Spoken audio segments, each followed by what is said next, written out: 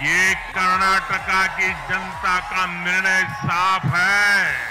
E बार या निर्धारा बहुमतदा BJP सरकारा। कर्नाटकात विधानसभा निवडणुकीसाठीचं मतदान उद्या 10 मे रोजी होतंय। या पार्श्वभूमीवर गोवा सरकारकडून 10 मे रोजी राज्यातल्या कर्नाटकमधल्या मतदारांसाठी भरपगारी सुट्टी जाहीर करण्यात आली आहे। यावर राज्यातल्या उद्योग जगतासह आम आदमी पक्ष, आरजी या विरोधकांनी जोरदार टीका केली असून अशी सुट्टी जाहीर करण्याचा राज्य सरकारला अधिकार आहे का असा प्रश्न त्यांनी उपस्थित केलाय।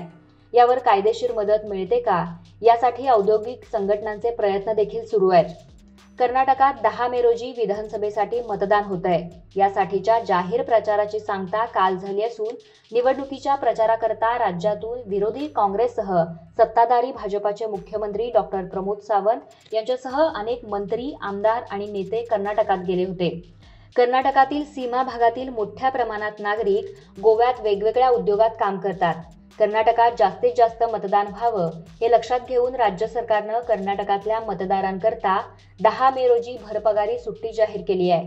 यात वेगवेगळ्या उद्योगांमध्ये कार्यरत असलेले कर्मचारी, रोजंदारीवरील कामगार, खाजगी क्षेत्रातील कर्मचारी तसंच सरकारी क्षेत्रात कार्यरत असलेले कर्मचारी यांचा समावेश आहे। यावर गोवा औद्योगिक असोसिएशनचे अध्यक्ष दामोदर कोचकर यांनी जोरदार आक्षेप नोंदवला असून गोवा सरकार कर्नाटकच्या निवडणुकीसाठी भरपगारी सुट्टी कसं घोषित करू शकतं असं म्हणत हा पूर्णपणे मूर्खपणाचा निर्णय असल्याचं त्यांनी म्हटलंय।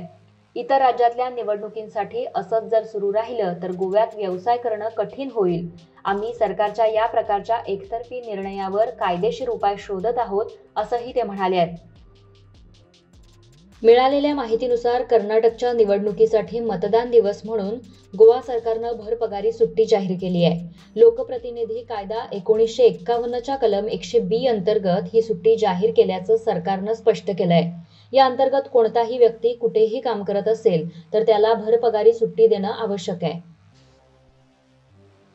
यावर आरजी पक्षानं जोरदार हल्ला चढवत राज्य सरकार बाहेरच्या राज्यांमध्ये निवडणुकीसाठी अशी सुट्टी जाहीर करत असेल तर तो चुकीचा पायंडा असेल असंही म्हटलंय।